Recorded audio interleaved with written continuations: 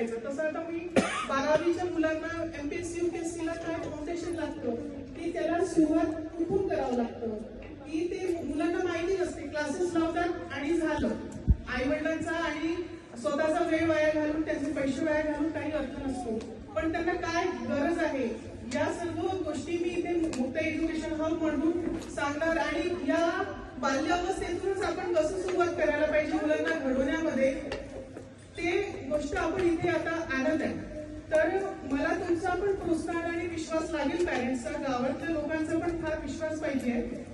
मी करेल तुमच्यावर काम, फक्त मला थोडं दूर राहावं लागतं त्याच्यामुळे जास्त वेळ देऊ शकत नाही. पण छोट्या वेळामध्ये पण मी माझे काही को टीचर आहेत त्यांना ट्रेनिंग देऊन मी इथे हे कार्य करू इच्छिते आणि मी करणार.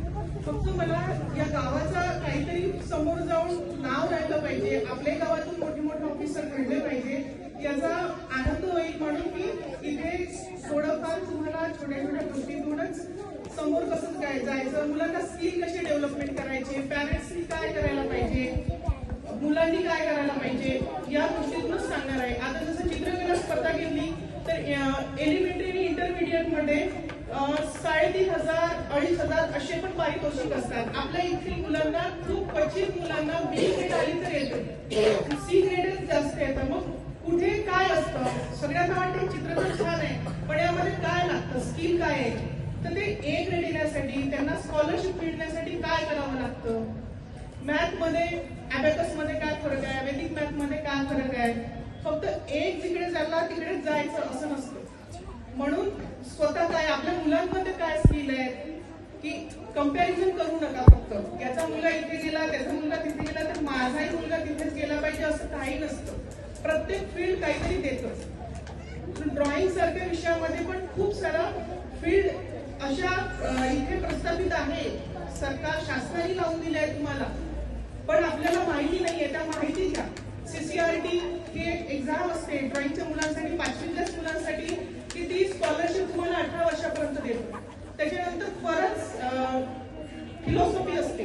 त्या फिलॉसॉफी मध्ये पण तुम्हाला देतो. बाल पद्मश्री आहे, बालश्री पुरस्कार आहे, मोठे मोठे असे पुरस्कार असतात. ते मुलांना कुठे कसे मिळतात आज या सगळ्या शासनाच्या स्कॉलरशिप कडे पण लक्ष द्या.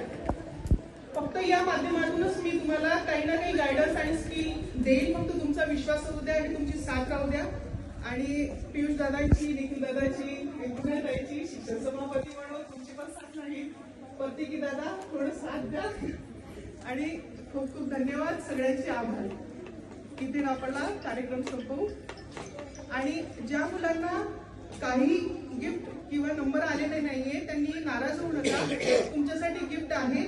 आपण परत मोठी स्पर्धा आयोजित करू आणि तिथे तुम्हाला परत आता तुम्हाला कळलं असेल की काय असतं ड्रॉइंग स्पर्धा म्हणजे काय. शहरातल्या मुलांना माहिती असते. मग म्हणतो आपण शहरातली मुलं यांचं काही ओळख असेल किंवा चिटिंग करतात किंवा काही करतात असं नसते. त्यांना माहिती असतं की या स्पर्धेनुसार काय लिहायला पाहिजे, काय करायला पाहिजे, म्हणून त्यांचे नंबर लागतात.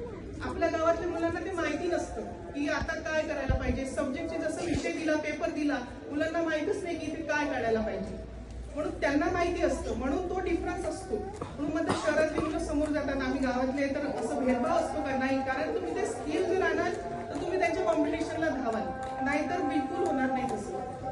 म्हणून गावात राहूनही तुम्ही सगळं शिकू शकता. आणि आता या स्पर्धेतून परत काही लक्षात आणा आणि आपण परत मोठी स्पर्धा आयोजित करून तिथे तुम्ही पारितोषिक मिळवण्याचा प्रयत्न करा. आणि कोणी हतबल होऊ नका की आज मला गिफ्ट मिळालं नाही. तुम्हाला परत गिफ्ट देतो आम्ही आणि नेक्स्ट टाइम परत तयारी करून अशा स्पर्धेत सहभागी व्हा. खूप खूप थँक्यू.